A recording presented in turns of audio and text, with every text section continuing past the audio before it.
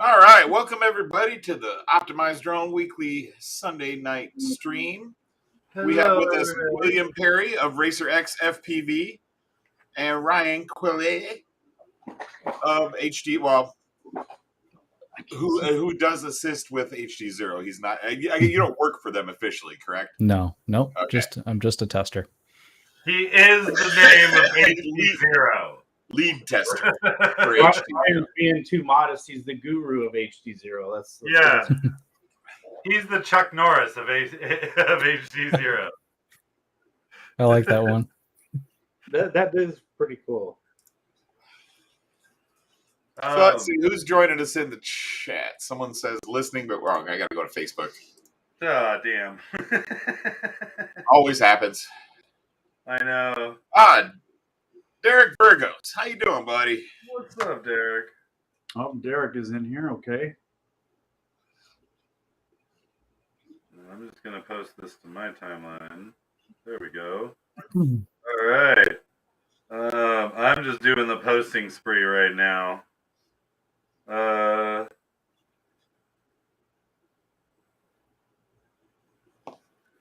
up, Norm? How you doing? Norm McDonald in the house. What's up, Norm? How you doing? Quad Monkey Crew. Ryan, I saw a post literally at, I think it was 8:22 From right Carl. before the show. I saw that. You guys releasing some details about some Goggy McGoggogs and some 3D print files and stuff like that. You want to tell us about that post first? Yeah, maybe we can have someone share their screen. You can take a look at the pictures. Yeah, maybe we can. Somebody's got All right, welcome everybody to the Optimized Drone Weekly Sunday night stream. We have with us William. Someone's got us on in the background. Yeah, I'm worried it's me. Is it me? No, it was me. Oh, I okay. was trying to cut my volume off of this because. There we go. Carl never accepted my friend request. So. Here, I'll pull it up on mine and I'll share it. But I know he tagged Ryan in it. Huh. Well, okay. I got it. Hold on. I'm bringing it up right now. That's weird. Didn't he just post it? Yeah.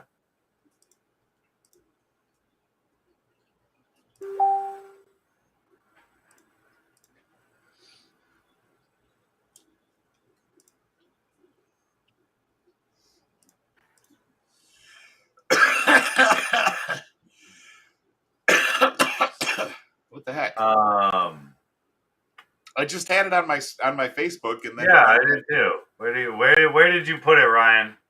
It's on the featured section. Yeah, it's in the HD0 group. Mm-hmm. That's why I was failing. Did you go to the DGI group? That would have been awkward. Yeah, well, dude, put it in the walk snail group. There we go. All right. Here, I got it. I got it too. Too late. Oh, somebody's still running ours in the background. Sorry, my apologies. All right. I'm trying to set two things up at the same time so I can manage the whole thing. I know. So, what the post says is HD0 status update. We're nearing the final stages of development. Many final touches have been determined. I have chosen some accessory parts based on user recommendations, and I think you'll like them. A beta goggle ready to try at August 27th HD0 team race event. Then there's a link to that on multigp.com. Adding 1080p 30 and 540p 90 camera options. PCB assembly is complete under testing and development. End-to-end video is working. Camera to VTX to goggle internal VTX, goggle OLED display, and HDMI output. Head strap chosen. See picture. Looks like he's putting a fat HD0 fat strap on there. Mm-hmm. Power cables chosen. Goggle carrying bag chosen. Faceplate foam chosen. Curved and flat face pieces are included. The goggle will be injected, molded, and painted. The above pictures were taken from 3D printed shell. So there's your fat strap. All right, there's your cable assemblies. So for the cable, there's going to be a super short one that you use on your head strap, and then there's the long one. So I think it'll come the two with the green check. So the 90 millimeter, and it looks like 1200 millimeter. So one, that's good. 6 foot length, I like that. 8 foot length, I like that. There's your bag. There is the curved faceplate. Yeah, there's a curved one there installed, and then you can see the flatter one behind.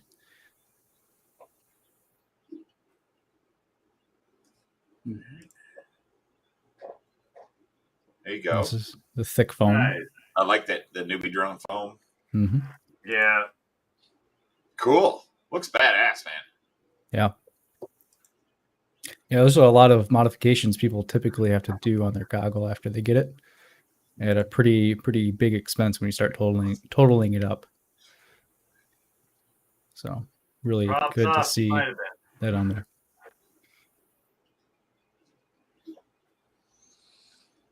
Now, did you say these goggles will be running analog as well? Yeah, there's an analog bay that you can get separately. Awesome. Now, I've had a lot of people ask about release date in terms of actual release. And I've got Dozer FPV asking why so low res for 90 FPS. Mm-hmm.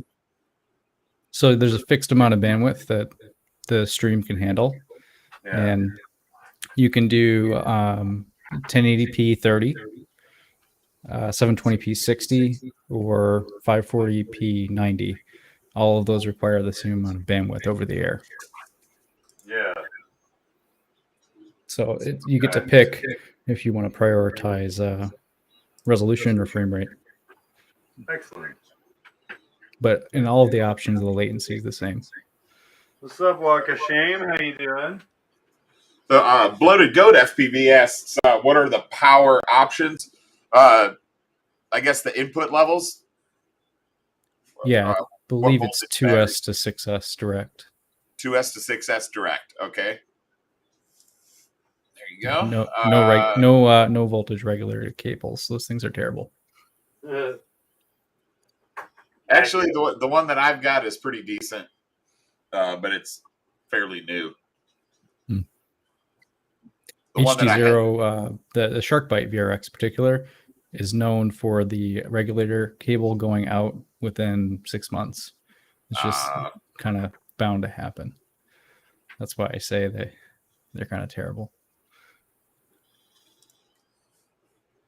Props Off is in the stream. What's up, Props Off? Thank you. Yes, I'll listen to Props Off. Please smash that like button. If you're not a subscriber, please subscribe. He should be by now. Right? I might have to have a word with him. So, what is the timeline? Does he think he'll be there for Christmas, maybe? Or it's looking like October. October, okay. That's even better. Yeah, I was talking to Carl about it. Like people that are willing to do sort of a beta test run would be able to get their hands on it sooner than others for a discount. That guy? You? This guy. Yeah. Yeah, I remember Ryan saying the last time that you had to go to the event. You do if you want on the early list. Right. Oh, that was the first set? Okay. Okay. I can only afford to travel to so many events per year, though. That's my problem. So that's the thing. Like, I don't have any ability to go fly at events, but my God, would I ever love to freaking try those? Because I still use Attitude V5, so I don't even have the option to actually use a mod. I mean, technically, I could probably afford to go to quite a few events, but my boss isn't going to give me that much time off. Plus, I have to put my notices in for at least 4 or 5 months in advance in order to get any chance of getting time off. So the time for West Coast Throwdown and the time for IO this year's IO, I put those in November of last year just to make sure that as soon as I posted the dates, I put them in. It's like, sorry, and it was like what, a week before IO, and my boss, it was still showed as tentative. I told him, you might want to change that because I'm not going to be here. He goes, oh no, it's good, it's good. I was like, okay, well, I'm still seeing the schedule saying tentative, so I just don't want you to try to think that it's okay for you to tell me no at the last minute because this is at this point I'm going. I'm just not. Yeah, exactly. I'll have to tell Carl next time he wants to do a product launch. He should come up the day a year in advance so people can get their vacation. Yeah. I just need a couple months. I don't need a full year. He should swing out to West Coast Throwdown next week. Where's that at? Roseburg, Oregon. Yeah, he might be able to. From Carl, it's going to be roughly about 7.5 hours away. Yeah, William's going there. And he's only an hour from me going towards there. We're about the same too. But yeah, William and I will be there next week. I'll be there Wednesday morning. I'll be there either Tuesday evening or Wednesday morning. I'm figuring I'm going to drive probably 16 hours a day. It's 32 hours for me to get there. Damn, man. So, well, I don't need that. But we pissing in the corner, Dan? No. So it looks like it. This is a children's show, Dan. Right? One Vision Ariel, what's going on? How you doing? Welcome to the stream. Royal, what's going on, buddy? Saw you pop in. Shane Duggar, how's it going? Anybody got any questions about HD0, man? Feel free to ask. Ryan will answer what he can. Yeah. And I guess while we're getting into things, that team race event I'm really excited for. Do you guys know what team racing is? Yep. You explained it the last time too, but yeah, why don't you just take off and do it again for everybody? Oh, sure. I can do it pretty quick. So a team race is just a drone race, but instead of it only happening for about 1.5 minutes per heat, it runs continuously, more or less, where people do relays, where one pilot will fly for 1.5 minutes, land, and then the next pilot will pick up where that pilot left off. So you just get this nice continuous race going on, more like a real car race. So I'm you get almost interested. nonstop screaming for 10, 12 hours. Right? That's darn right. We have Mayhem that takes place in Dallas here every year. That's a 12 hours dusk till dawn race. Yep. So. It's like that, but I'm going to tone down the hardcore a little bit. So one of the requirements is we are slowing everything down. It is way too darn fast running 6S drones for an hour long. So you're going to break a bunch of stuff, and it's just too hard for simpler pilots. So we're running 3S batteries on 6S drones or putting a throttle cap onto the 6S drones with 6S batteries. And it slows it way, way down, and it's a lot more fun to watch. It's a lot less loud. We've had a lot more people spectating since we started doing that. Nice. So that'll be cool. Be doing those back-to-back races for about an hour. We'll be doing some fun flies, some streamer cutting, like send up a plane with long streamer on it and go chase it with the drones and cut the streamer, flying wings, stuff like that in between the races, and trying out the HD0 beta goggle. So that's my team race event coming up August 27th, about 2 weeks. Nice. I know we can get something out here like that's not too far away from Carl, because I have a guy that's already doing the street league, and it's about 2 hours away from where I'm at, but I mean, he's running a good program. He used to run the multi GP down where I live, but he went that way for Street League. Yeah. So, Yeah, I love Street League. I love the concept of flying these bigger drones that are easier to see, that are slower. We've got one built up at GR, and it's just so fun to watch. All the LEDs, and it's huge. It's got a cool sound. mhm. Love it.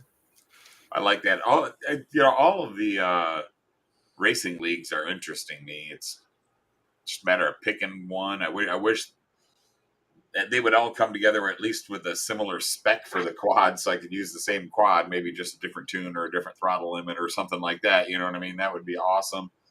Right, rather than all these different ones that are hard to approach. There's Street League, and then there's MDRL or MLDR. MLDR. Right. Yeah, I think they're all great.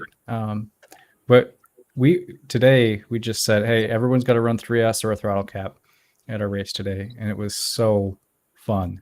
It was way better in terms of how close you were packed up racing with one another, and almost every single race I had to slow down and pick my moment to pass somebody, which is something you just don't do when you're flying 6S flat out. So pretty often we'd have 3 people going into a gate almost at the same time. So at least less chance of mid-airs then. Sort of. So it goes up. The chance of mid-air goes up, I'd say, but with them all around. You can see people around you. You have time to make decisions, and you can. It feels like actual racing, not just let's do a bunch of qualifications all at the same time. That's what it feels like when we fly 6S. Like you're just beating their time. You don't care about flying with other people. So that's similar to what NASCAR did for their series, trying to make it more competitive and everybody even keel. Yeah. But we didn't get too technical about it. You want to run a 6S, I guess put a throttle cap on it. You want to run, you have 3S, great. Don't care what prop you're running. Heck, I even was keeping up with these guys with a tiny trainer. That's fun. Nice. And the most hilarious one that I did today was we had the tiny trainer 3-inch, the 5-inch on a 3S battery, and a 7-inch prig, all up at the same time, and it was carnage. It was amazing, and they were all about the same speed. So good stuff. Every time I run a tiny quad with the big quads, I get ate up by the props. Oh yeah. Somebody flies a little too close, and it's just like, there I go. Yeah, no, the blender effect is very real. So anyway, that's enough about that. Yeah, this is my tiny racer. That's not too bad. This is 4-inch arms with 3-inch props. I think it was just over 100 grand, 130 or something like that.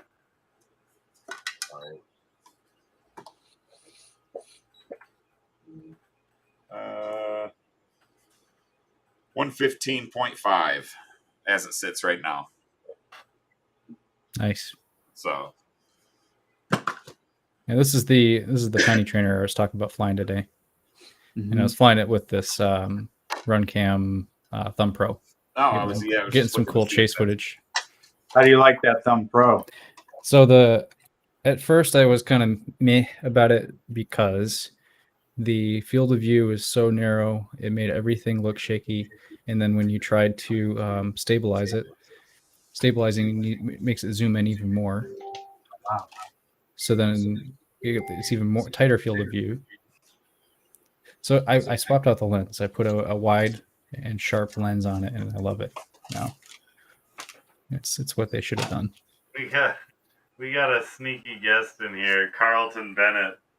He's funked at FPV. What's up, buddy?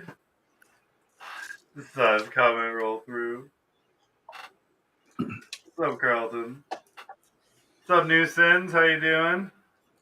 Newson's in the house. Shooter's in the house. Houston's. There we go. Ken, how you Fly doing? stepped in. All right. So we got release dates and stuff like that. We got the general new layout of the goggles and all that with the new post that you guys just made. William, I know you've been testing this product for a little bit. And Well, not the goggles though. Just no, not the goggles, the system. But I have seen a few posts about was it one of the pads on the VRX or the VTX going out on somebody or something, and that blew up for a while. Yeah, I'm not sure about that one. But. The UFL will come disconnected from the pad. Yeah, and I'm sitting there going, okay, but wait, you guys actually designed holes in there, which means it's for a zip tie or for a mount, which means people should be using that hole, which means that UFL should not have come off in the first place. Well, it comes with a bar and screws, so you just tighten it down on both sides and you're done.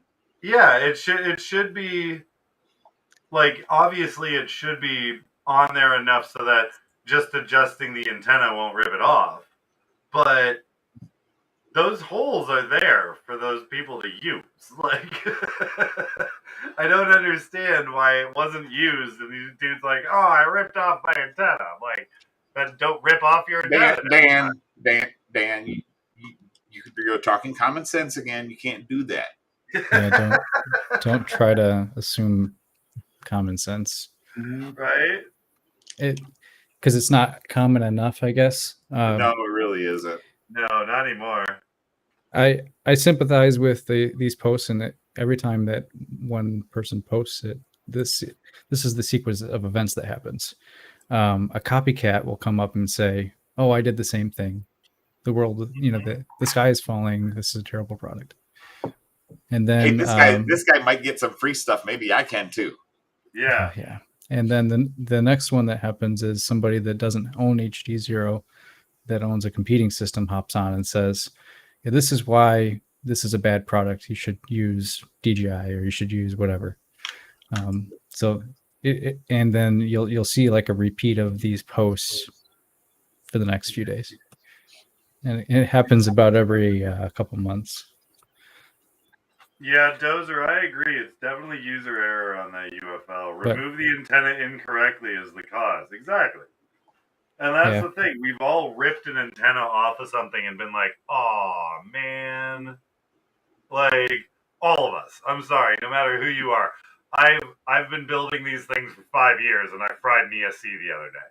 Like, yeah, not even flying, and to make sure we're clear, we're talking about the UFL connector coming disconnected, not the UFL tab breaking off, not the nothing serious, right? Just the no, it is serious. It's usually serious because sometimes it'll pull the whole UFL connector off of the board. What happened was it pretty much lifted a pad where the UFL connector was, but it very much looked like it was forcefully ripped. Yes. So I've taken the pad off of an analog VTX before, and after that I learned my lesson. Yeah. To be very careful with how I touch that connector. Very careful. And I've never taken one off a HD0 VTX. Zach Carazales, welcome to the stream. Oh, he's been in for a while. What's up, Thrill Billy?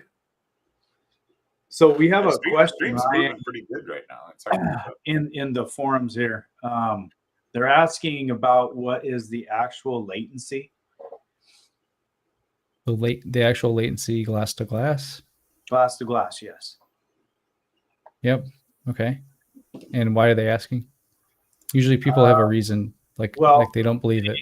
Well, it's just for comparison he says that he saw that Carl was talking about the latency. He says Carl talked about 4 to 6 milliseconds glass to glass latency. The other week, you, Ryan, asked about the alternate resolution options and mentioned something around 35 millisecond latency. Okay. If that's correct, but Yeah. So it depends on what you're measuring. So if you're measuring, you flash a light and then you measure how many milliseconds it takes for that light to show up in the goggle. It's 4 to 6 milliseconds on the HD0 goggle. Oh, okay. All day, every single time you do it. It's not the case with the VRX because the HDMI and the goggle, and they kind of get out of sync from one another. But if we're just talking about the goggle is every day, twice on Sunday. No, just once. 4 to 6 milliseconds. You flash a light, you get a response. And that's because the way that the cameras work is they're reading off in scan lines. Not in full frames. They read off in scan lines. And the way the HD0 works is it transmits on scan lines. Okay. And then it's received and displayed instantly in scan lines. There is no frame buffer. There is not a concept of a whole frame. Let's just erase that from your memory. So that's why the latency is 4 milliseconds. Just pretty similar to analog. Yeah, props off. Yeah, I know that, and I've seen that one too. Props off. Congrats on the Whoop race too, man. Props off just recently made the switch to Express LRS, which I did a little bit ago and just blew my mind. So he just finally got Express LRS and flew a Whoop race on Friday night and was like, it was amazing. No more RX flaws. So well done, Scooter. Oh, and then about the 1080p mode. So the 1080p mode is 30 FPS. Today we're using 60 FPS. So if you count things in terms of a whole frame being displayed, you have to take the fixed latency, which is the 4 milliseconds that I mentioned, and add the duration, the physical duration it takes for a frame. So it takes what is it, 32 or 33 milliseconds for 1/30th of a second. So you add those two together and you get, I think, 37 milliseconds, I said, for a full frame. Nice. That's not bad. Yeah, it's fine. If you think about it, it's like playing a racing car game on a console or a flight simulator on a console or even a PC these days. We run those at 30 FPS. It's smooth to the eye and it still works. As long as the latency is super tight. So that's the 1080p 30 mode with like a total frame latency of 37 milliseconds, I think I said. Yeah.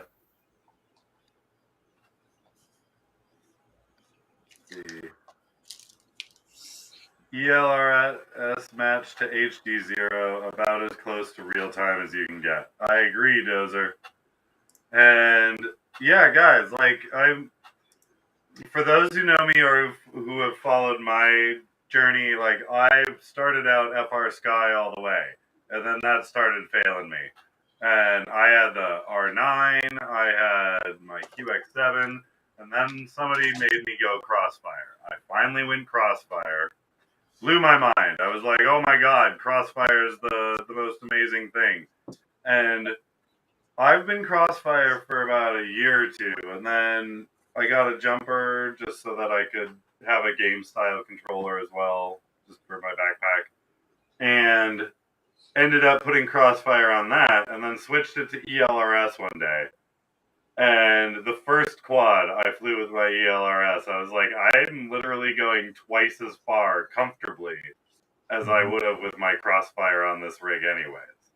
So I'm just going to put other rigs on it. And I swapped over my whole fleet to ELRS and never even looked back. Like, it was night and day. And I'm not even a racer. I don't notice the intimate latency sort of stuff like that anymore. I noticed a noticeable latency difference between ELRS, Crossfire, FR Sky, all those. Very noticeable. So anybody who's making that switch, definitely, or thinking about it, definitely at least buy one of the cheaper modules just to test it out. Because you can buy a module and 3 receivers for ELRS for like, what, $60? Like, it's ridiculous these days. It's awesome. Yeah, I run 2.4 and I run the new, I run 4. Or what is it? I don't even know. I'll have to check. I'll tell you my settings. Tuner Taxi FPV. I'll post them in the optimized drone page on Facebook for my ELRS settings. But Joe Mama, what's up? Joe Mama. Joe Mama said. Mm-hmm.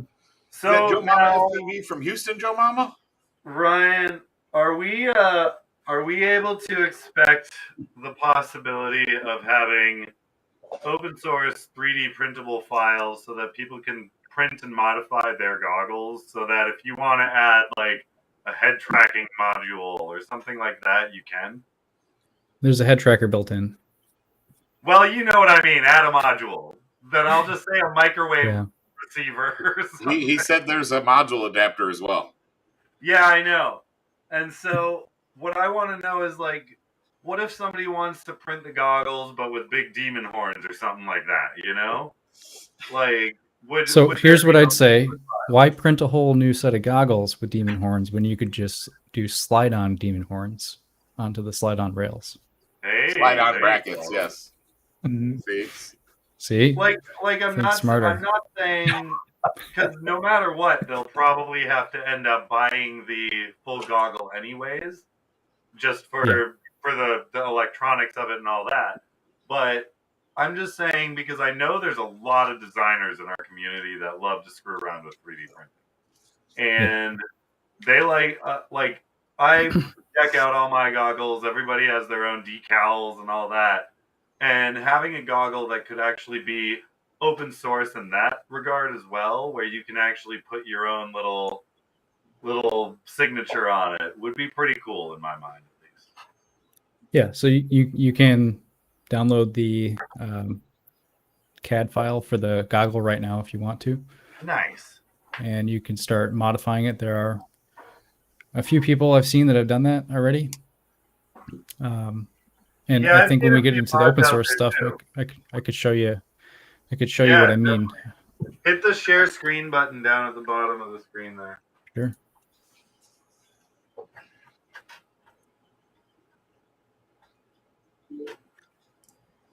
Matt, can you put that up? There you go. No. Actually, here's a little bit of Thumb Pro. But I am paying attention. I know. Before I get into that, this is some footage from the Thumb Pro and that 3S racing we were doing. So I think it looks pretty good. Oh yeah. Pretty good. All right, so. Yeah, it does look nice. Let me open up a new page here. So what we need to do is go to Google and just type in HD0 open source project. And then you'll find it on the GitHub here. And then in here, there's the VTX, HD0-VTX repository. That's where all the source code is for the VTX.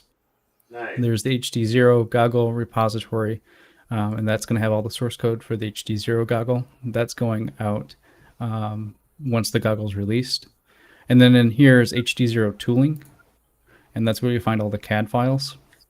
So in tooling, we have the HD0 VRX shell. So that's the clip-on VRX. So if you want to modify that, you can do that now. Nice. There's an unreleased aluminum heatsink protector thing for the HD0 version 2 race VTX. Do with that what you will. This file, you said? Yep. I don't think anybody's even looked at that or covered it, but this is a aluminum CNC case that you could put on the Race V2 VTX. Oh, nice. The 20 by 20 one. Yeah. Mm-hmm. So that's what that file is. I don't know too many people with. Well, I mean, I don't know too many people with aluminum CNC machines. So sure, yeah. Well, it's there if anyone wanted it. Then this one here, it's the HD0 goggle. The step file. Okay. And then you download that and you'd import it into Fusion 360, Onshape, SolidWorks, any CAD software.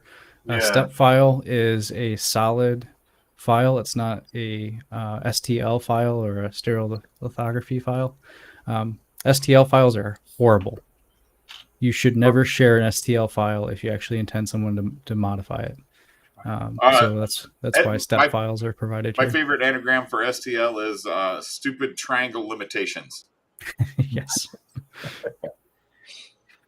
So speaking of how you should never include STL files, the Micro V2 STL file is here.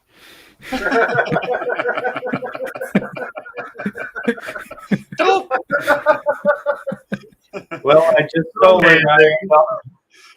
Amazing. I set myself up good for that one. That was perfect. Okay.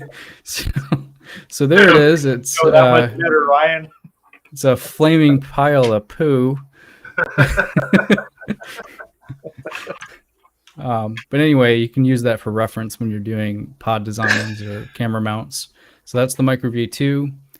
There's the Nano V2, which is pretty much the same as the Nano V1. So we need to make a GIF loop of that. Yeah. Sure thing. And then here's the Nano Light camera as a step file. So anything that Carl's got that he's allowed to release is going on here. Have at it, have fun. Modify the design to your heart's content. Use it for reference. Design new rail attachments, design your own goggle modification. The trick I'd say for 3D printing a goggle is that is a lot harder than you think it is. So I don't recommend you do it unless you are actually a professional. We're all professionals. Or you have access to a large high definition resin. We are all professionals here, sir. Now, Ryan, can you elaborate a little bit on the diopter slots? Yeah, sure. Give some specs. Can you give me just a moment? I can pull it up and just give you a tour in the CAD. Do it now. Onshape. So I use a program called Onshape. It's a free to use for hobbyists online CAD tool that is pretty close to SolidWorks in terms of capability. So like FreeCAD then, because that's similar. Yeah, FreeCAD is hard, I would say. So I'm a Fusion person myself. I tried Fusion. Yeah, I have mixed feelings on that. Well, I mean, I taught myself on Fusion. Not using FreeCAD, so it's. I mean, yeah, I started with SolidWorks back in the day, and I'm actually a certified professional SolidWorks user. And anyway, so I like Onshape because it's pretty similar. So this is the design. I imported it directly from the step file that's available on the GitHub. This is what you get out of it, all the colors, all the models here. They are real part files that you can actually like punch holes through and stuff like that. It's not a crappy STL file. So I actually don't have it in here, but there's a diopter that goes right here where I've got my mouse. It's just a oval that you can see would clip into this spot. I've given out the file to other people before. I guess this needs to be updated to include that. But it's very simple. It's just a piece of glass that you'd have your optician cut for you with your prescription. And then you would set the focus adjustment on the optics, probably to like a neutral point, and let the diopter do the work. So that's how that works. be clipping into the faceplate there. And then I think you were asking about the analog module and how that would work, and that's right here. It's an add-on that you would buy, and then it clips/screws into place. Nice.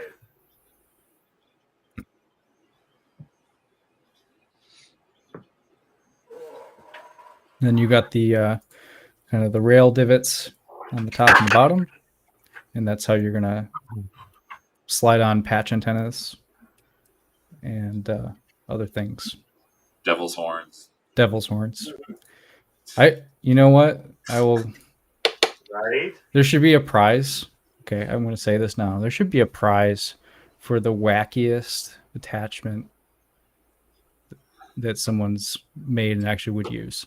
So I saw Johnny Five from Houston. He did a chicken McNugget holder. That's awesome. I'm so in.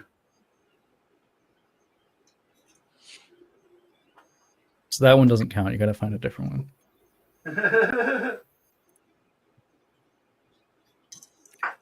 So I don't know. While we're talking about open source stuff, I could pop back over to the GitHub and then walk you through some stuff in the code and show you how the code is up there and what you can do with it. So we'll be going to this HD0VTX repo on GitHub. All the steps here are defined for how you would build. So if you are a developer, you could grab Visual Studio Code, install this Platform IO IDE extension for Visual Studio Code, and then you just do build within Platform IO, and then it pops out a firmware for each of the VTXs. It's kind of that simple. I've actually got. So would anybody get mad if I trolled and made like a DJI 3D print to fit all the HD0 hardware? Yeah. Look, DJI is working good now. That would be amazing, first off. It's pretty funny. So yeah, here's the code, and I mean, you don't need to see me run it, I guess, but you can build, and it spits out the firmware that you would then go and flash. So that's the code, and then any issues or feature requests that people have for the VTX in particular, they can put them on the Issues tab on GitHub. You can see there's a few that are open right now, like this guy recommends flashing a blue LED on the VTX to indicate when the VTX is in pit mode. So they could ask that this happens, and they could submit sample code, or they could, Vegan here, who's the HD0 firmware developer, could go and implement it. Here's another one. Like I submitted this, it seemed to be slow to navigate the menu. And so they've got some back and forth here, and I don't know if he has a pull request. Nope, no pull request for that one yet. And then I think here's another one. Guy didn't have the MIPI cable all the way connected. Everything seemed like it was working, but it wasn't transmitting any video signal. So it should be possible to detect that this is the case and then flash an LED code in that case. So that's what the users are all talking about here, about what they want to do. And then you can see here's all of the issues that have already been resolved. Right. Pretty good. So it's definitely an open source project, alive and well.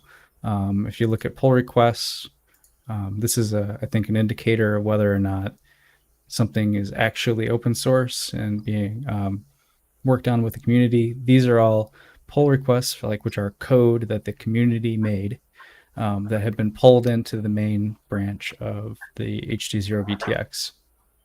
So you can see B. Kleiner has been getting a lot of small changes brought into the main code base. Pretty good stuff in my mind. Yeah.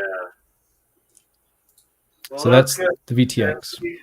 getting that open source ability and having to be able to have the community help to fix bugs and problems is a huge deal.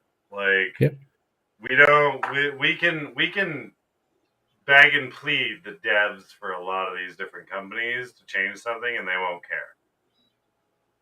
So yeah. And if you wanted to take and try out any of these improvements that have been done on the open source version of the firmware, you can click on the Actions tab, and then for any pull request, there is an automatic build created for that code change, and you can click on it here, and then one of the there's 4 artifacts, one for each of the different VTX styles. So if I want the race VTX, I grab that one and I flash it.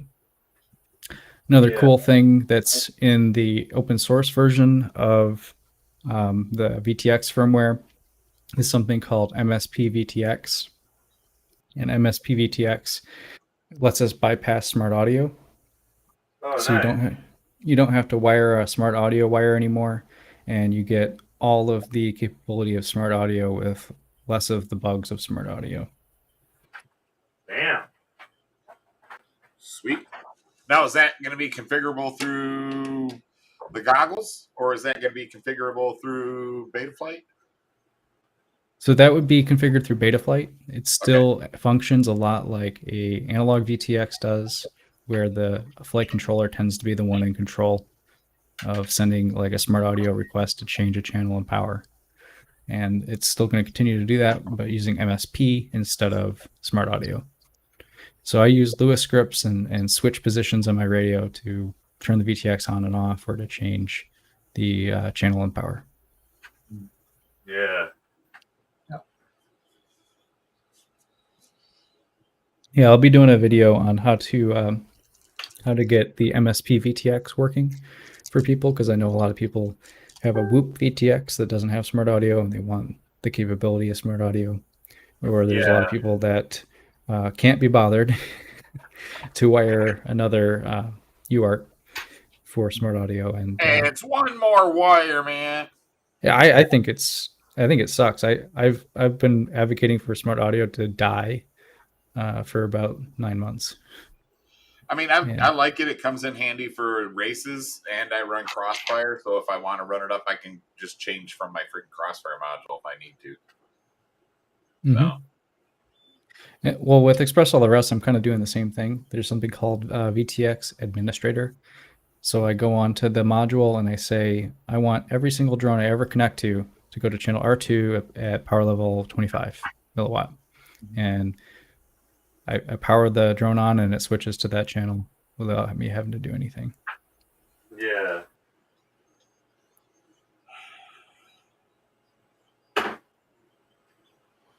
Oh, man. Any more questions from the comment section? Other than the random sex bot that we had? Joshua Rice. What's up? How you doing? What's up, Ricky? Man, I'm going sad face on myself here. Why? My last 4 race motors are going on this new quad. Oh, man. I've got 2 spares on an old quad that are still good, and I got a bunch of spare bells and everything, but the last new in-box motors that are a year and a half old. Dude. Well, are they going on a happy one? They're going on the prototype racer that I've got here. I'm kind of building it. You can see it on my desk, sort of, but I'm not putting myself big screen. So.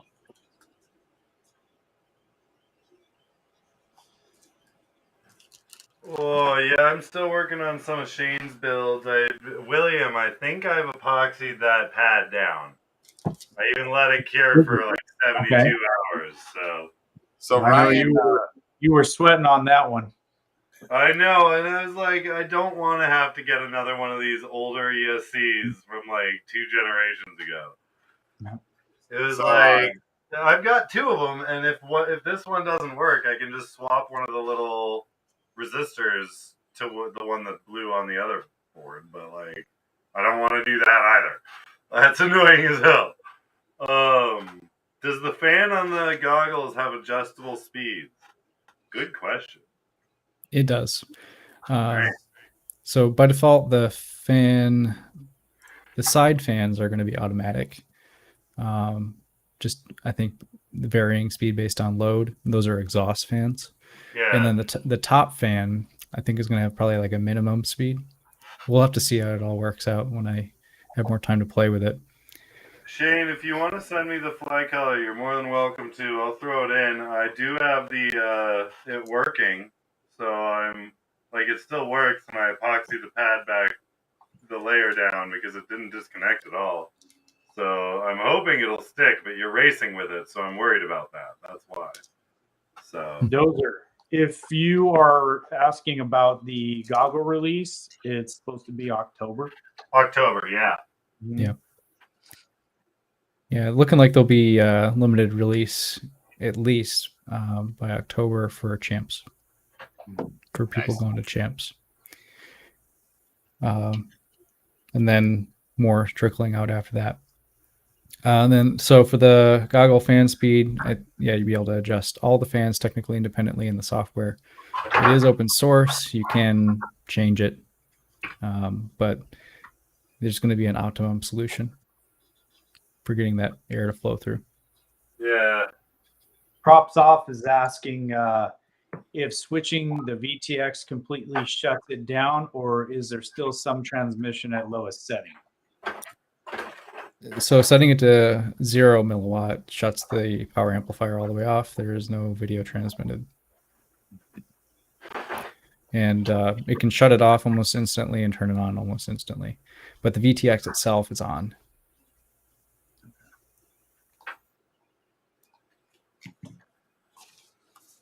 Kind of like having a flight controller on or an ESC on, and then you arm and now your motors turn on.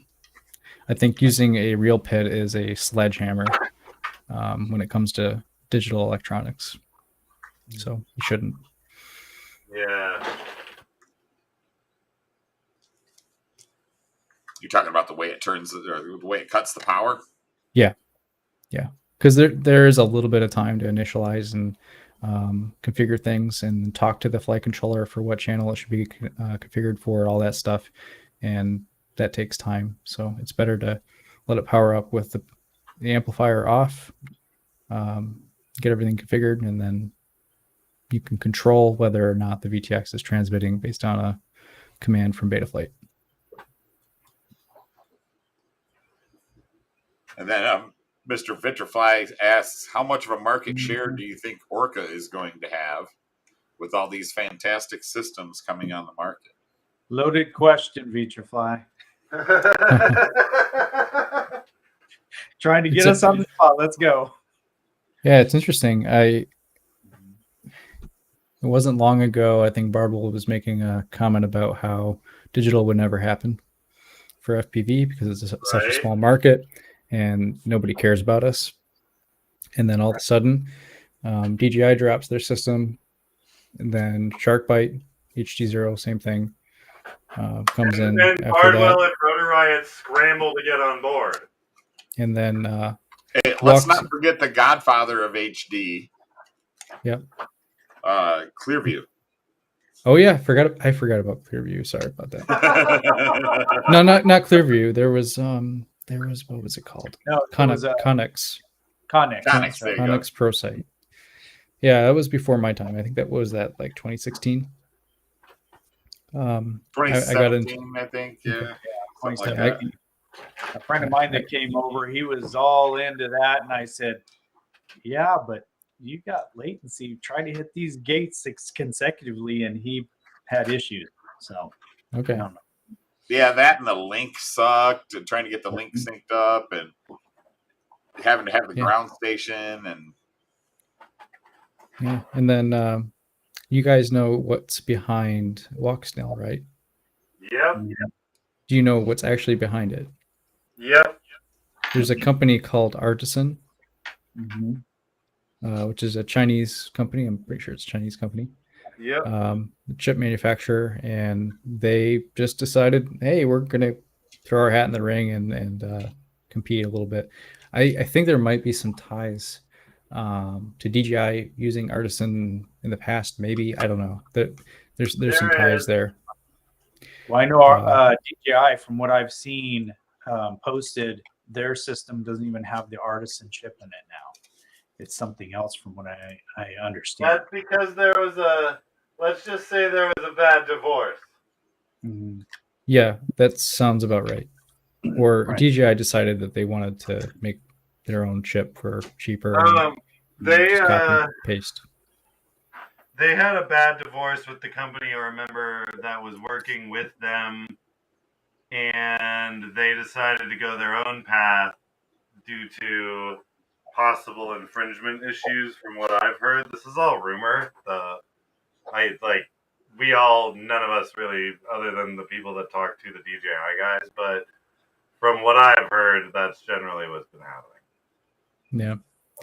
So that's Artisan and DJI, and there's some connection there between the two of them. Then you have what Orca wants to do, which is to take like an off-the-shelf mobile phone processor, as far as I could tell, and use the video extensions, hardware video encode decode extensions on that to do video the same way. That's getting pretty crowded. I think the only way that Orca will differentiate themselves is through government contracts, where government contracts are not allowed to use Chinese technology. Yeah. So that's where I think they'd fit in. I think they're going to struggle to get a fixed low latency image that looks really good, as they were claiming to. I don't know. I think they'll get something. I don't think it'll be competitive with Artisan and DJI. And I know, I just flat out know it cannot be as low latency as HT0 just because of physics. The physics of how the solutions are implemented. So they'll find a home. There's no winner here. I don't think. Except for HT0. Yeah, I mean, if you want to compare all of the systems, I think HT0 is best aligned with a hobbyist. Yeah. It's the system that deep down, you might not like the breakup and the signal, all that, but you know that you like what Carl's doing. Right. And you know that you trust Carl more than you trust some other company that doesn't have their CEO talking to everybody. Yeah. And their CEO going to all these events and stuff like that to support the hobby. So at the end of the day, I think HG0 is going to be the more cost-effective solution in terms of goggles and VTXs, and the more trustworthy solution. It's also, I think, the only solution that's actually based in the United States. So the IP and the company and all that is US based. So when it comes to maybe like a government contract or something like that, that has to plan somehow. It just has to. Yeah. But yeah, the other systems, all the other systems are all doing the same thing as each other. They're all doing H.264, H.265 full frame video encoding and decoding. Okay. And Carl's took a completely different path and basically did the digital equivalent of analog.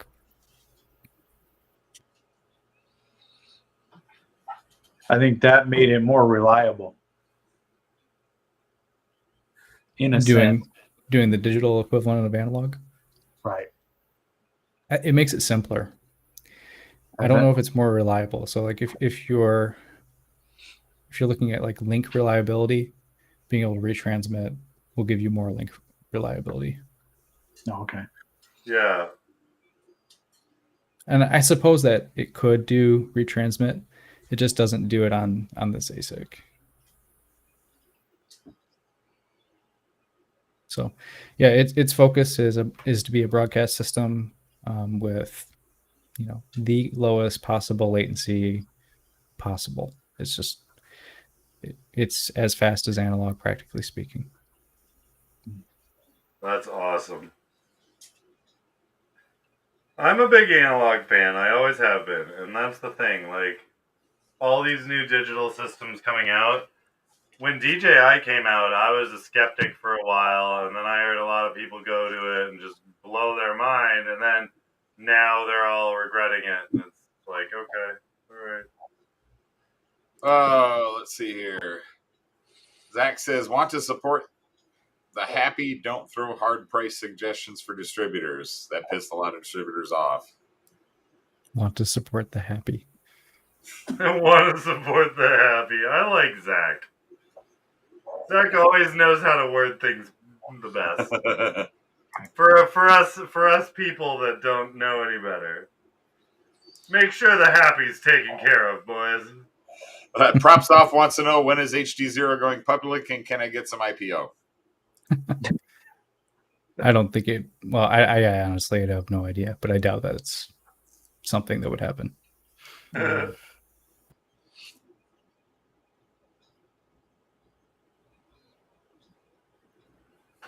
They start having to deal with board members, and Red Cat tries to buy you out. Yeah. Do you think that the culture of HD0 would be the same if it was a public company? Nope. Do you think it would be anywhere close to the same? No, yeah. They would hire a bunch of freaking engineers, close the source code, charge an arm and a leg. Well, they'd spend more money than they would probably make back trying to develop the product. I don't know what you're talking about, Mr. Rick James. I drew those from scratch, and I have evidence in my timeline.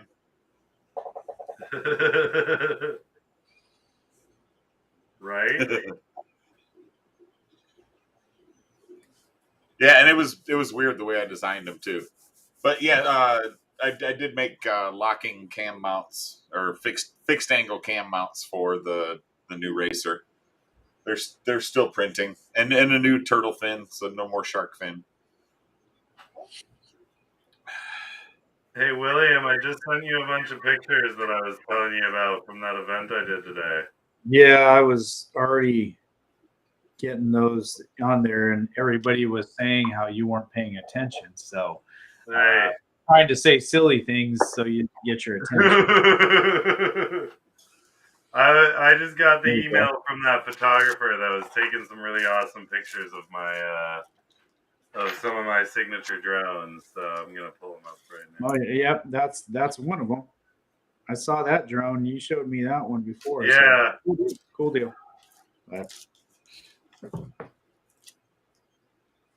Here, Matt, I'm gonna share this.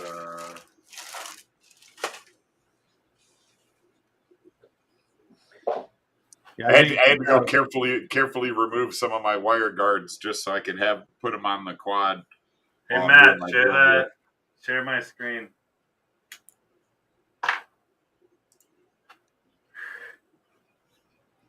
Right. So yeah, that was the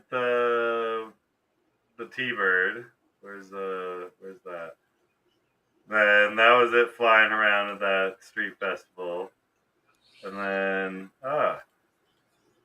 there's the Renegade Nano. Oh, God, that's infuriating. Yeah, there we go. So he got some really super close-up pictures. Like, dude, I was halfway across the park when he shot these. Like,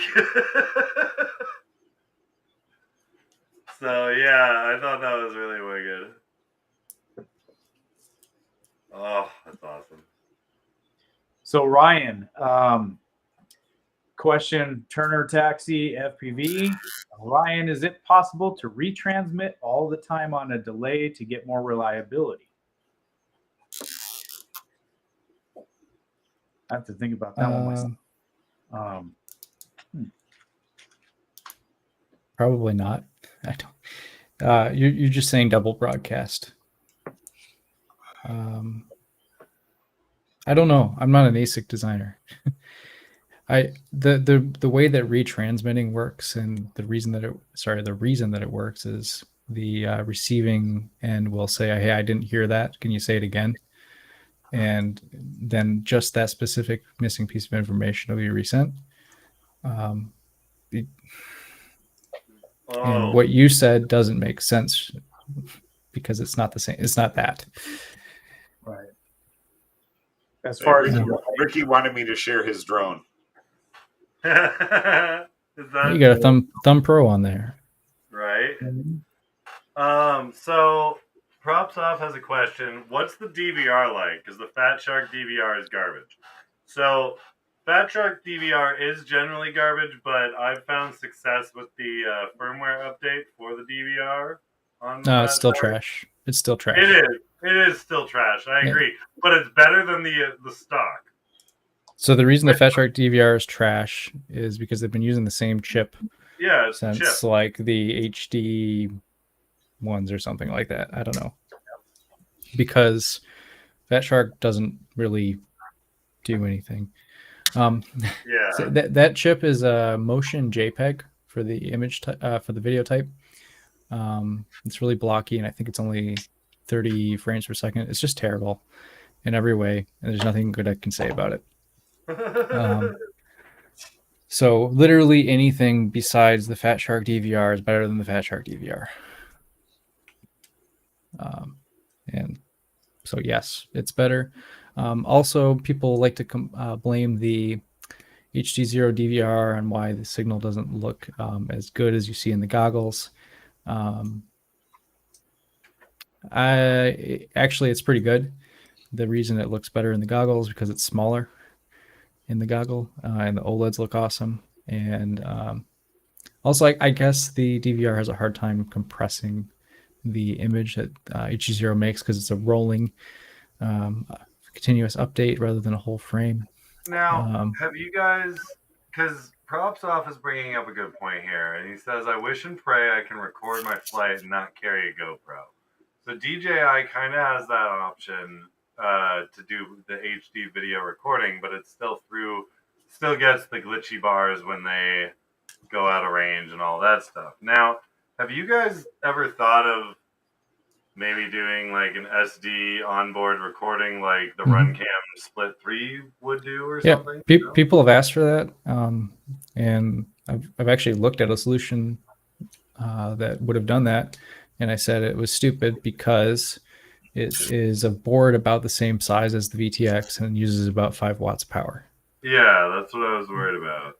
So it just, and it would have been 720p. So it has to be locked to the exact camera setting that the VTX is using. Would that be generally like the Maytech board that you're thinking of? Or the newbie drone one? No, it would have been like a RunCam.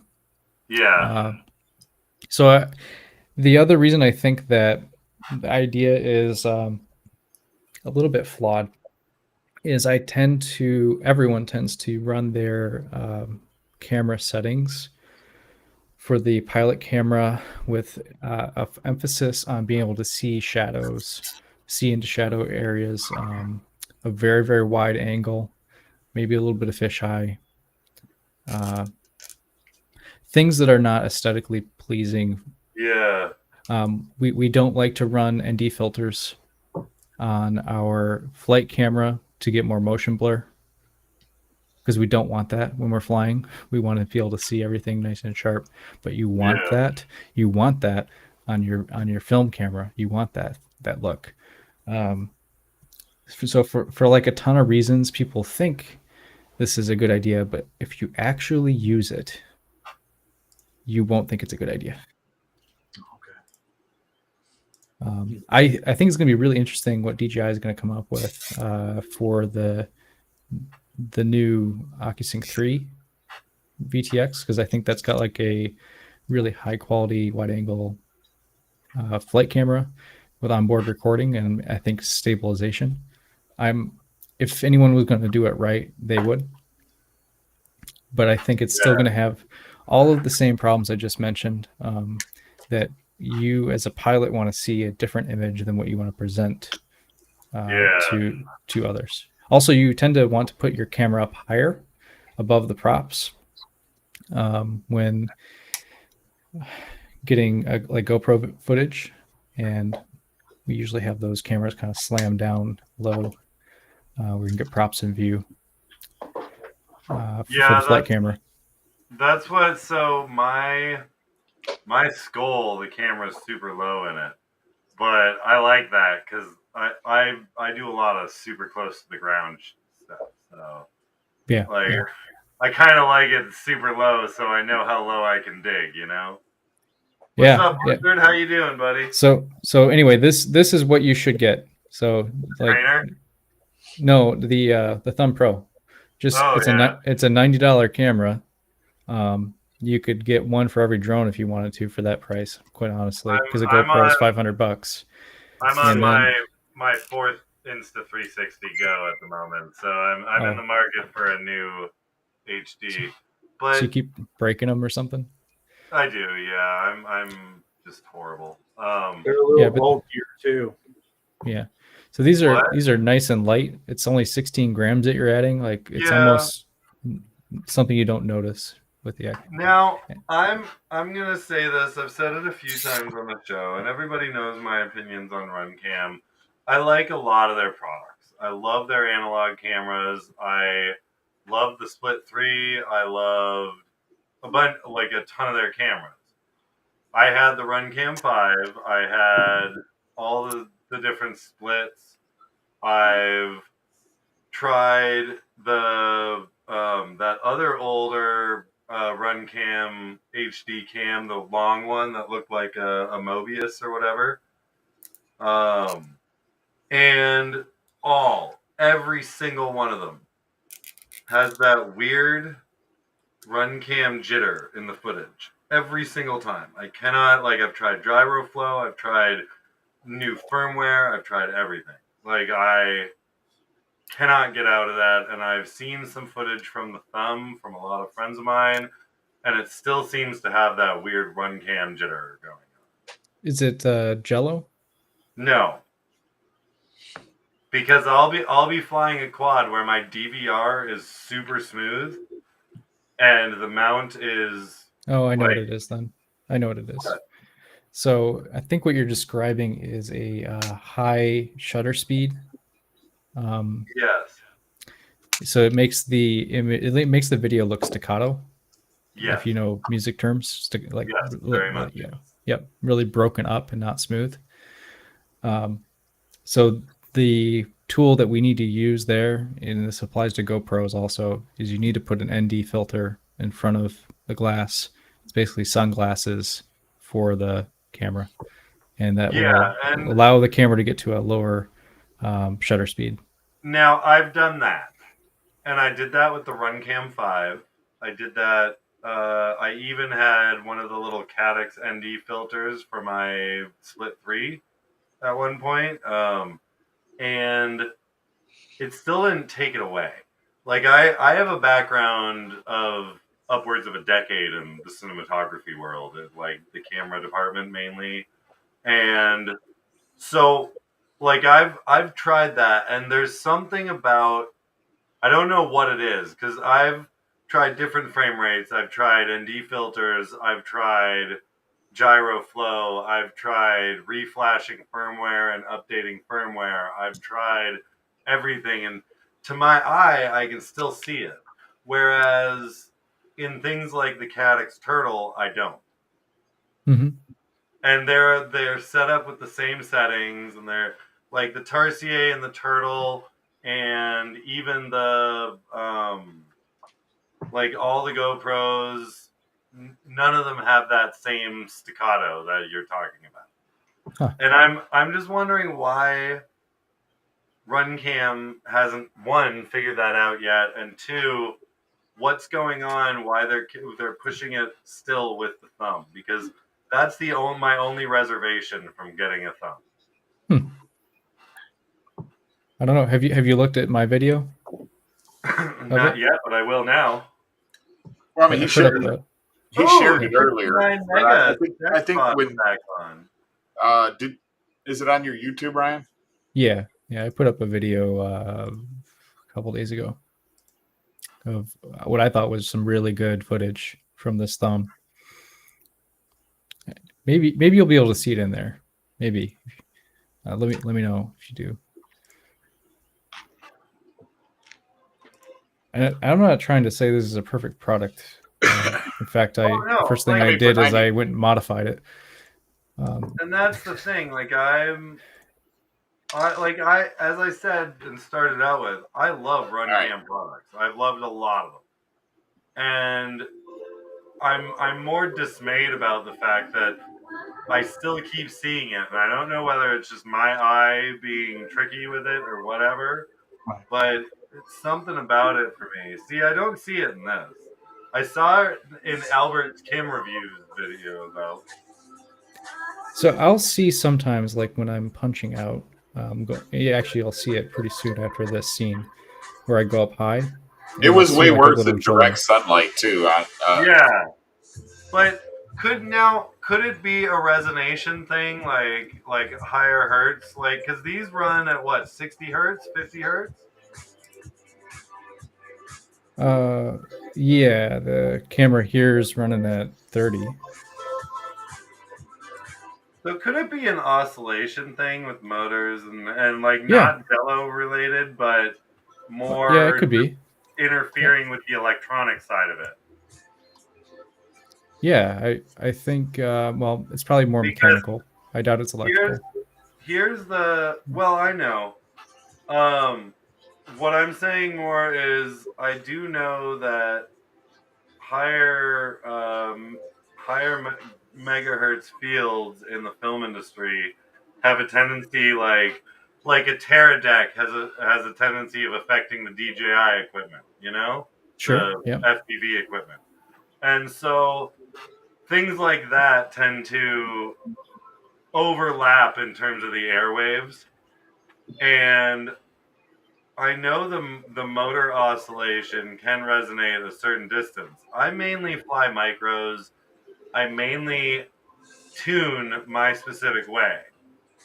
So all of my micros fly the same. Now, what I'm wondering is it could be just the tune resonating with RunCam specific running speed. It's possible. Yeah. I'd have to see the effect you're seeing. Let me see if I can pull up one of mine.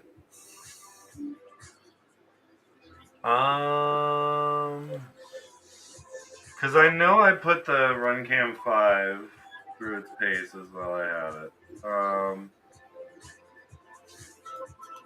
I think it was on the Nemesis OG when I had that. Oh, the Skull Crash one. I'll do that. That's the easiest one to find. Zach says it's visual aliasing. That sounds about right. That's what one of my cinematography buddies mentioned as well. Visual aliasing. So you've got frequency content above the frame rate of the camera. Yeah. It's being brought into the lower frame rate. So if my motors are running or sending out a frequency that's interfering with that could have effect. Sure. One thing I know is there's 2 quads that I have that my neighbor's dog just goes bat crap over. Like, so and we've literally distinguished that it's only those 2 with those super small motors. So it's definitely the frequency at which they spin. Hey Matt, I'm gonna share my video, and it's gonna be the crash of the Mutiny or the Nemesis. So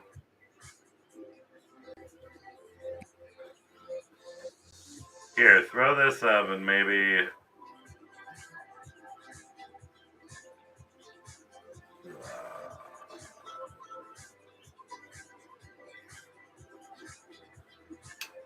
Yeah, this thumb though, the quality is better than my Runcam or my GoPro Session 5 Here, Ryan. and way lighter. Here's my video. This is the one where I crashed the Nemesis OG into the pillar, and I was running a run cam. It got ejected from the thing, didn't break. Like, I was amazed. It was still recording when I found it 50 feet away. But, dude, the run cam's solid. That's what I'm saying. But it's just that frame rate thing, and you'll see it because I'm flying it with my 6-inch there. Sorry, that volume's super loud. My bad. We're gonna get video skipping anyway. I know. Right here. See how it sort of was jumping?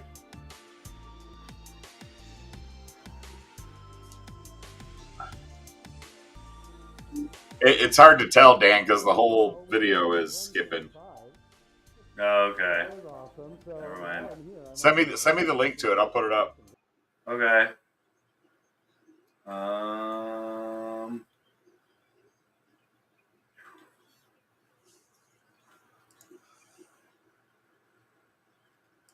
I'm probably going to call it around 11 if that's okay with you guys.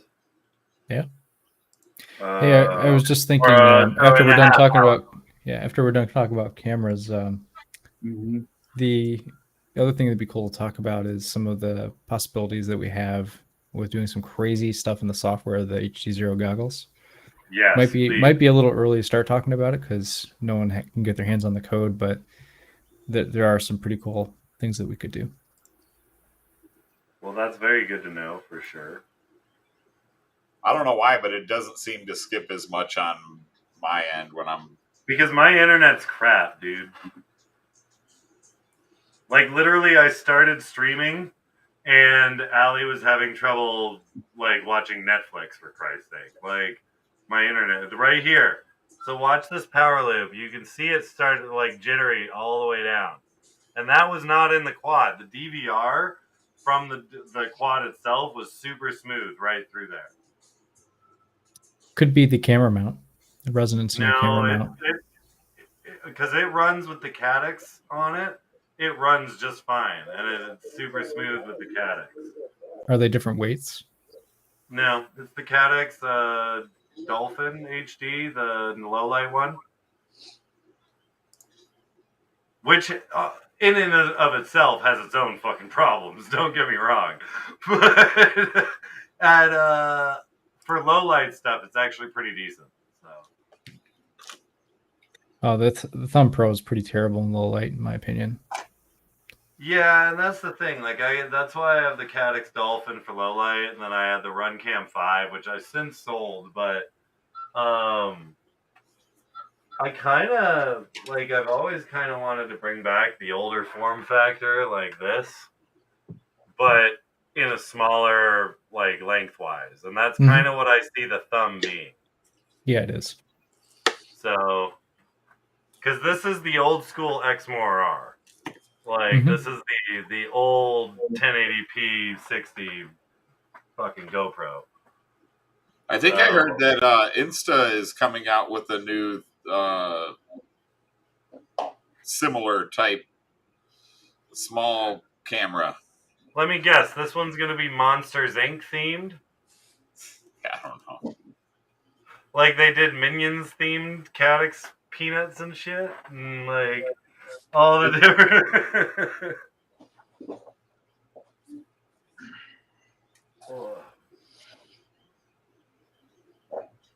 But yeah, let's dive into that open source stuff, man.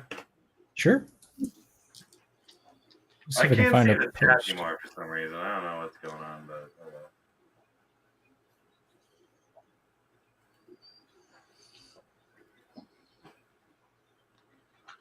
yeah. So number, yeah. Go ahead. So for open source on the goggle, trying to find. I don't think I'm going to be able to find the link, but I had posted a poll of different options that people would be interested in. for open source goggle software. One of them was we could synthesize audio from the motor RPM telemetry OSD data.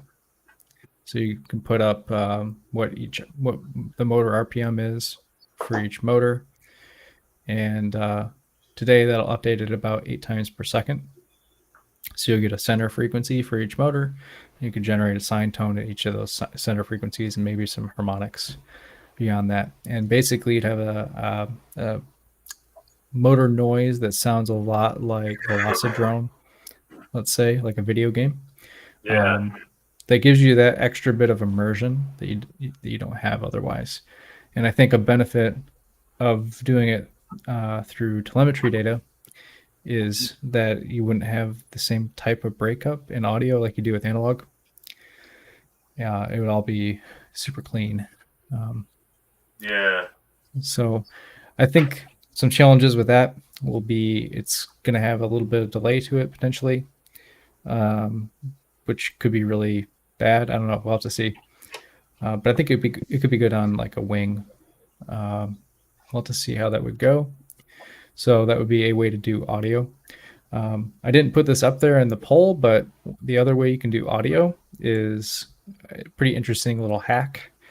You can run the analog bay and the digital receiver at the same time. So you could put an analog VTX on your drone alongside the digital one, have the analog one on a different frequency broadcasting just the audio, and the goggle can receive both at the same time and merge the two.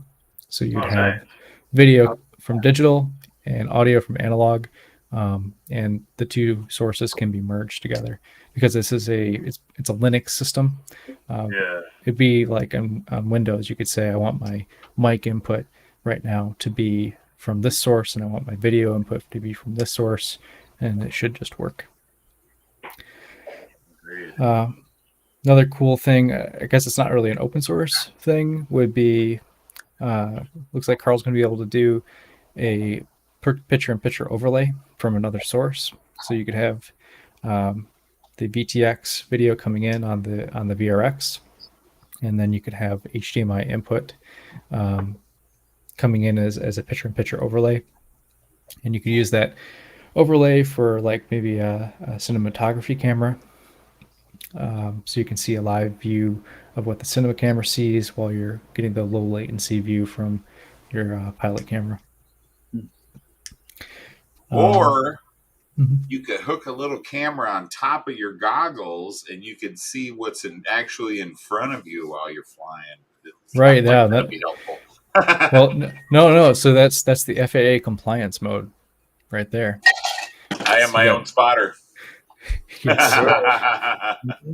That's true. No, that legit would work, and you could 3D print a camera mount and mount it to the rails on the goggle.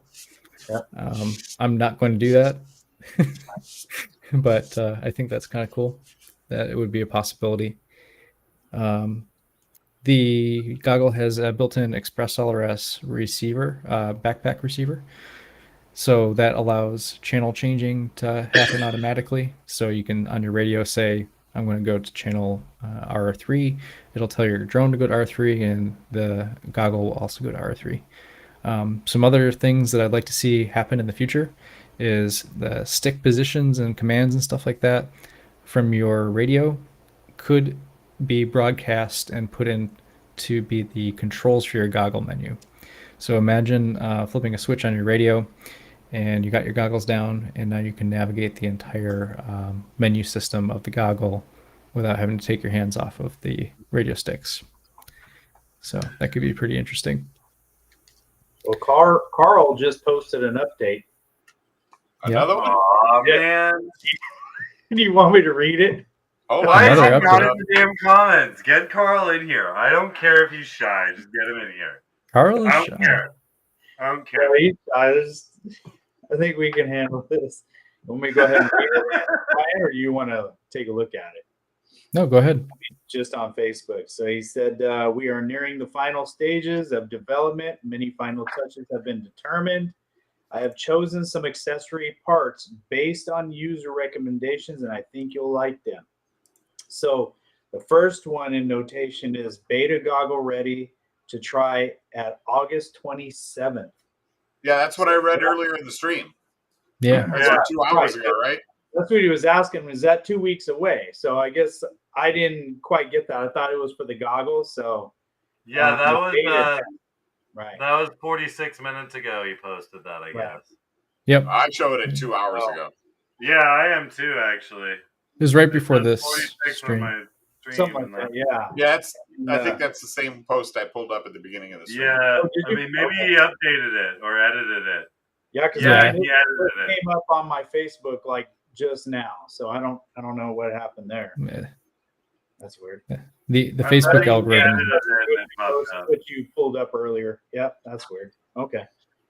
Well, I am 3 hours behind you guys. So. Oh, so guys, I did want to bring up. Hold on, I'm trying to find it. Where? The FPV Dad just came out with some new motors. Oh yeah, I saw those. Dude, I am so stoked. I kind of like. I don't know what it is. I just really want those motors. Trying to find the post or where it is. FPV Dad motor. The only differences now between a lot of these motors are the final components that are used inside them. The magnets, what type, the windings, how they're winding them, and also the KV. So the KV is the only thing that can kind of set things apart.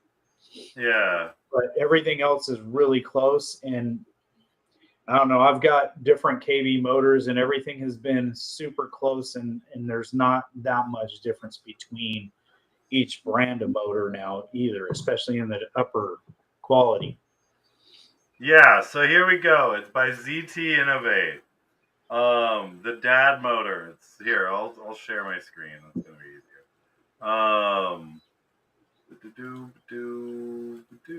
There we go. Share. There we go, Matt. So the Dad motor by ZT Innovate. It is a 2306 2120 kV. So that's not bad. I like that. They're at the $20 mark, so I'd say they're like a class 3 in terms of cost effectiveness and return on investment. But they have N55SH arc magnets. Pretty sure Ryan Harrell was saying that the SH are not actually a type of magnet. It could be wrong. We'll see. Resistance, 260-degree military silver plating wire, bearing using NSK 684 bearings. All right.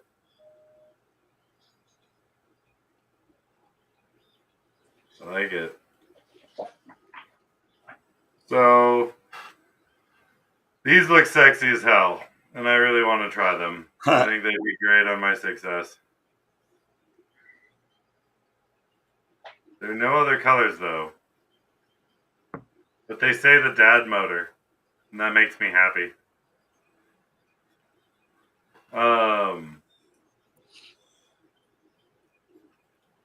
But yeah, so... Alright. Let's see. We got a couple other things. HT0 Permalink, the survey. What open source features should the community develop?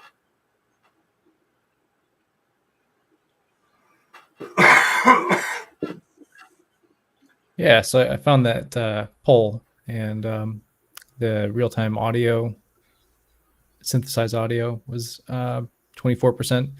A vector-based OSD graphics for things like the artificial horizon. So you could draw a line instead of a bunch of underscore characters. I think I'm very happy with the music playback triggered by radio switch, because then you can, like, in the middle of a big dive, you can trigger some metal or something. You're like, yeah. So I put that one in there, and the reason that I like it is I found out it helps me focus a lot for doing like qualification All flight. right, there's your poll. Sorry. So I found that I was flying like 10 to 15% faster listening to music and shutting everything else out while I was flying. Yeah. But the problem was I couldn't hear the buzzer for starting the race. So what I'd like is to be able to hear everything, and then when I arm, 5-second countdown, then the music starts playing. That's what I'd like. That would be cool.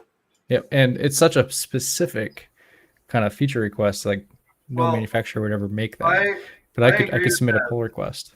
Because when I take off any quads, like whether I've got the goggles on or not, the first thing I'm doing is listening to how the motors and props sound. Because once it's flying away from me and I can't hear it as well, I'm not focused on whether they're sounding like they're buzzing or something weird like that, you know? It's always right when I take off. So I'd like to be able to trigger that because I usually like to have music on in the background too. Oh, yeah. Let's see another one here. People want to change the way that missed pixels are represented. I don't think that's actually possible. Little hard. It's all driven by the ASIC. So the video side of things is all hardware. And little then, pink heart wipe, like in an editing software. People want a wireless update method for the VTX. Well, one thing I can tell you is we can make downloading new firmware updates way better. So there's a Wi-Fi module, an actual internet Wi-Fi module that you can get. That's also the analog bay. It's a combo unit. So you get that, and then you could have full internet access on the goggle, and the goggle could pull the latest firmware for your goggle and any VTXs that you need, and kind of handle that over the air, so to speak. And then as for updating VTXs, it looks like there's a way to do like a Express LRS flasher plug thingy to be able to do firmware updates without having to connect to your goggle. But that's kind of way out there. Someone's got to actually do the work. Yeah. There's live stream the feed from the goggles. That analog bay Wi-Fi combo plug-in adapter I was talking about will have this capability to live stream from your goggle to YouTube or Facebook. Yeah. What else? Doom, playing Doom. That's right. That's a cool game. Yeah.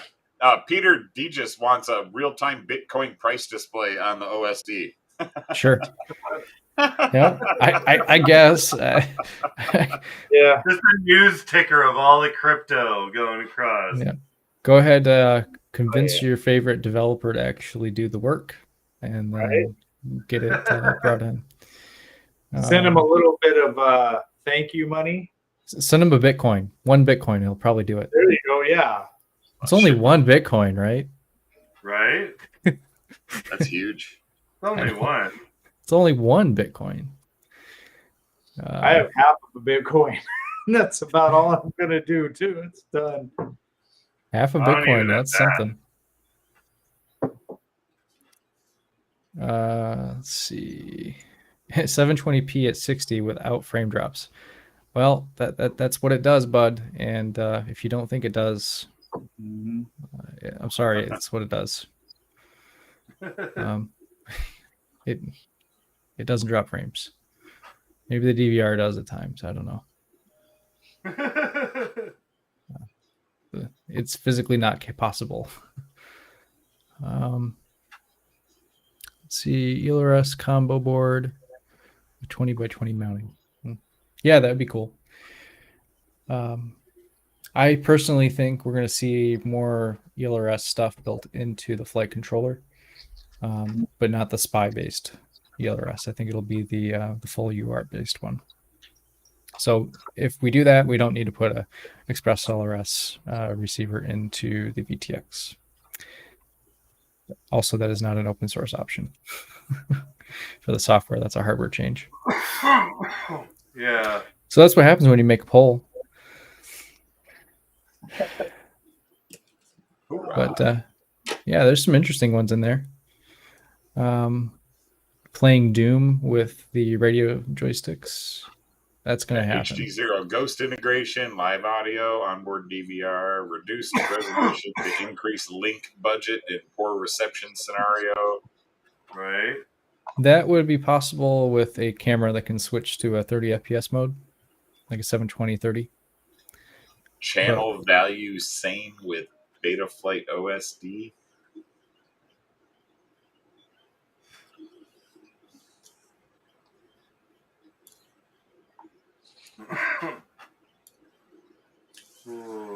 Pretty interesting. So I will be maybe doing a follow-up on this list once we've had the goggles in hand for a while and see what kinds of features have gotten implemented. I'm sure one of these will. So pretty cool. I agree, man. I think I'm excited to see it come out and see what the public all likes about it, because it's going to be a new system and it's going to be hard to market on top of all the other ones. But I think you got that in the bag because you guys got a lot of great pilots loving everything about it. Yeah, the community's pretty great. That's why Carl does it. He said that many times. If it wasn't for all the warm-hearted pilots, he said, warm-hearted pilots. Yeah. This system wouldn't be where it is, and it wouldn't have continued on. So it's all because of us pilots reaching out to them and all the testers pushing everything forward and tuning this thing to where it needs to be. Yeah, exactly. So is there anything else that you want to bring up before we close out? No. Pretty good. Come out to my race. That's right. Anything Get out on your end, race. Julian? Team race. How many pilots are going to be in, or are you expecting? I'd like to see about 20. Right now on MultiGP, I've got 12 registered.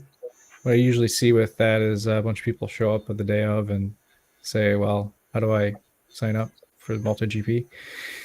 And then 2 to 3 per team. Yes. Wanted to keep the team size super small so that you have to fly. If I've covered that before, but what I oftentimes see with team racing is you have a team of 8 people and only 1 to 2 of them actually fly. Which I want to slow the racing down, have everybody fly, and everyone have a good time. And keep it good and competitive. That's the best sport as it is. So. Yeah, we'll see how it goes. I mean, it could be another crap show for everybody running into each other or technical issues. I might do a Facebook Live meeting or something like that with people ahead of time to say, hey, you have any problems setting up the pit switching and stuff like that? Let's work through it. But we'll see how it goes. Either way, it'll be a ton of fun to meet up all together and do some like freestyle stuff. Go chase after a ribbon streamer, and of course, have everybody go and take a turn trying out the new HD0 goggle. I'd like to try it when it comes out for sure, man. Like, that's one. If I'm going to upgrade goggle systems, I'm definitely not going to go DJI, especially after recent stuff. I'm going to be very, very much looking into HD0 because I don't trust the walk snail stuff or the DJI stuff right now. I just don't. Like, there's so much about it that I can't. You know? Yeah, I've got the walk snail stuff, and it's great. No, it's got a lot to go yet. There's quite a few issues, and I'm just I'm just trying to get everything figured out so I can continue to help people, because there's guys that are having issues with certain aspects of it, with a lot of flickering and different things that are happening with it. So, but the latest helped, but it still has a lot of stuff with it. Yeah. Yeah, I think they'll get it sorted out. Yeah. I don't see how they're going to differentiate significantly from DJI V3. Yeah. I think DJI V3 is looking pretty incredible. Mm-hmm. So why would you get walk snail? I think the only reason is like I don't like DJI and I don't want to get HD0. Right. But that's like 2 negatives that you'd have to check off. I don't know. As I said before, I think what I hope happens is you have HD0 for people that really like the absolute smoothest image, because it's a rolling update, not a frame-based one, and it doesn't have any stutters, and the lowest latency and the simplest. That's HD0, and it's open source. Right. And then you have one other bidirectional system, DJI. I don't think it'll be walk snail. We'll see, but that's what I hope happens. Right.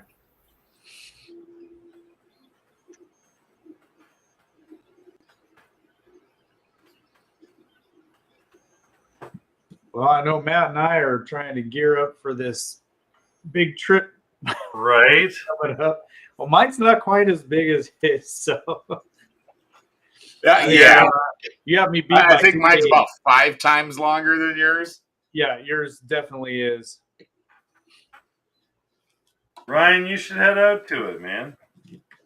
Was that like 22, 23 hours, Matt? In Oregon somewhere? 32 hours for me. 32 hours, yeah. 32 or 34, I think. One of the two. You know, I could see myself considering it maybe if I had a car that would drive me all the way there, almost completely hands off. Oh, man. You have a Tesla, don't you? No. No, I do not have a Tesla. Friend does. Few of them. You know, I bought a minivan recently. I'm at that stage of life. That's a pretty good stage, though. Easy to throw all your gear in. That's right. That's right. It's super practical. I just die inside every time. The back opens up big. The side door, you just throw it all in, and you're done. Well, you know, I bought the granddaddy version of the minivan. So I got a Ford Explorer Sport. So it's got the 3rd row of seats that fold flat and all that. Yeah. But it's got a 3.5 liter twin turbo V6 in it, all wheel drive, air conditioned seats. Oh, it's so nice on the drive out there. Mm-hmm. I mean, compared to what I was like for the past 5 years, I've been driving a 2007 Mercury Mariner, which is kind of small for my big 6 foot something ass. Oh, I saw you show up in it. Huh? I saw you show up in it when we were at Mormon Rock. Yeah, I drove that damn thing to California last year, and then I drove it to IO, and then I drove it from IO to Oregon, and then Oregon back down to here, and then I've been driving it every day back and forth to work as well. So it's time for a new vehicle. You deserved it. Yeah. Well, I mean, that one had 210,000 miles on it, I think. Well, it still does. I mean, I can't say was. I still have it. It's still in the driveway. I'm not going to throw it away because it's got a lot of miles on it. Man, what the heck is up with the freaking spam bots today? I don't know, but they're all over, man. Yep, everywhere. But shoot. I'm gonna head out in a few minutes, but Hey, what's going on with Racer X? You're releasing a few things, and you just showed me some pictures that were very tantalizing. Well, I'm getting ready to release this little guy here. I don't know if you can see. Oh, hold on. There we go. There we go. So this little guy, there's a couple of changes I'm going to make to the 4-inch and 5-inch frame. This frame is solid the way I have it, and there's like virtually no flex to it, almost. But you can replace the arms. It's super lightweight, and this thing is a rocket ship with 1507 motors on it on 4S. So I've got that one going. I have a couple others that I'm also been working on. I think the other one is this frame here. So Jep RC made something a while back, like, I don't know, I want to say a year and a half, maybe 2 years ago. And this one was already designed, I want to say just before that. So this one here, we call it the Z Fighter because it's like a Z configuration. Let's see if I can show you a little better here. So we made the canopy to where it actually is part of the whole mount. And it's got a standoff up in front that goes up to the top here, and then it mounts through the top for solid. And you have the side standoffs in the rear. I like that design a lot. Super solid, and it is like no flex in it. Yeah. So is the idea you get cleaner air on the back? Exactly. Props. So yeah, exactly. And that's going to keep the stress off the rear motors as well. So, you know, I have to give credit to Neil Whiteley for starting that way back when he started to stagger the rear arms just to get cleaner air on his race frames. And he had blocks for the front would go on top and the rear on his modular frames when he started his modulars out. So why don't we see anyone else doing that for racing? It seems like a good idea. Yeah, so I know he's got it done on his Mofo frames, and basically all of his race frames have been like that. The Americas are also like that. You can make it to where they're standard or staggered with the blocks, just moving them up or down. Yeah. And putting the arms above or below. So, matter of fact, a lot of his other freestyle frames were like that too. You have the choice to, you know, clean air or standard, depending on the height characteristics you want. I think they could see an issue with the frame resonance having to go through that mid plate so high through those tall standoffs. I could see that being an issue. Maybe that's why. Yeah, in testing, we had no issues, and then the black box data was also showing that there was very little to no extra resonance coming down through the whole thing. But at least that's what the gyro. If the gyro's happy, then what does it matter, right? So I said, okay, well, we'll just run with it as long as we can tune it very easy with less filtering instead of more filtering because it has resonance. Then why not? So it's really cool. It's really cool. I like that. I like that design. We're getting ready to get some more production going. I'm actually got a 5-inch version of that, but the carbon that was used to cut it, I don't know what happened, but they used a different carbon, and it has a lot of flex in it. So I said I can't even test it. Let's get it back. Let's get 5 mil on it. Let's get our right, you know, and make it to where there's no resonance, and it's like the smaller frame.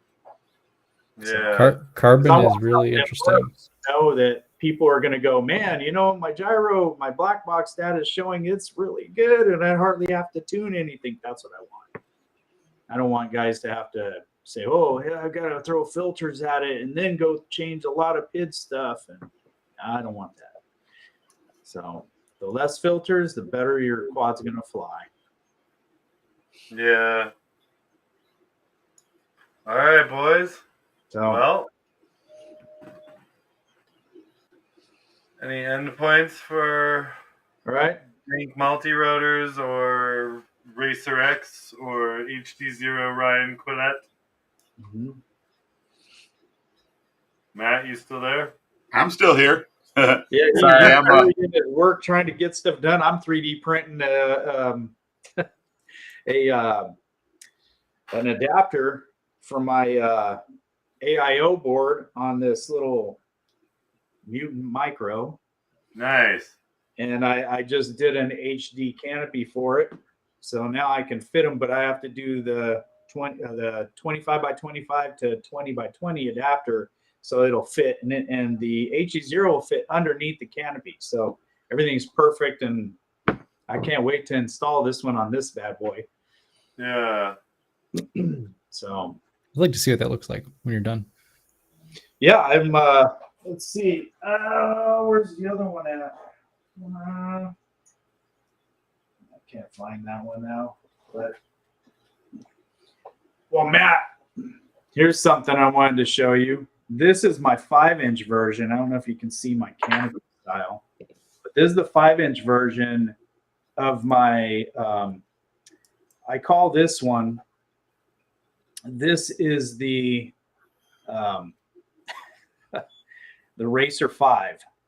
The other one is a Racer 3 and a Racer 4. But this whole bottom plate is being redesigned right now. It's going to be channeled, and it's going to be, I want to say, what was it, 6 millimeters. And then I'm going to change the arms to where it's slotted. That way I only have to have one bottom plate. It's going to be channeled, and it'll lock in, so you don't need the top plate to sandwich it. And it's going to make it super strong. It's going to be lighter than most other modular frames. And yeah, so nice. We're going to have some fun. Nice. That's the goal, is to keep it super light. And I'm trying to gear up for the sub 250 for all kinds of things. It's not just for the racing thing, because that's not really going to be a big deal. We like the heavier stuff anyway, because I'm actually going to be designing a Street League drone as well. I'm really torn on going to like a lighter weight 5-inch. It has less mass, so when you hit something, it does less damage, and the batteries are cheaper. Right. I don't know, man. But you have to go to an AIO, and the AIOs are not. I don't trust them. You know, I've got one built up that's sub 250 that is barely under 250. It was like 248 and a half, and I had to do a lot just to get it there. But it doesn't have an AIO. It has a 20 by 20 ESC and a 20 by 20 FC. But then again, it's analog, and I'm using Crossfire for both of those connected. So yeah.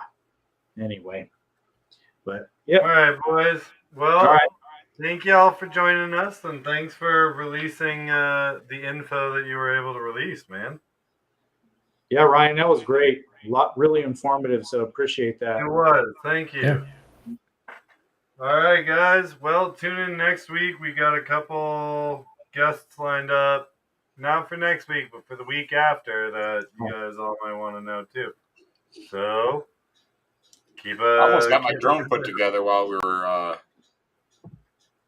And next weekend's WCT, everybody. Yep. So Dan will probably be on the stream by himself. Probably. Now I just made some for Joshua Ryan too. This little guy right here. Unless William gets his I wonder where some way to get us internet. I wonder where Joshua Ryan got that pink mutant frame that you got that canopy going for. Yeah, that's the canopy I did, and I'm making the purple arm bumpers for it. So nice. I think he was trying to get his wife into it. So yeah, I hear you. So we're making. Hey man, I'm glad that frame came in handy. Yeah, definitely. He's gonna enjoy it once he gets it finished up. So he can't wait to get the canopies from me, and then I'll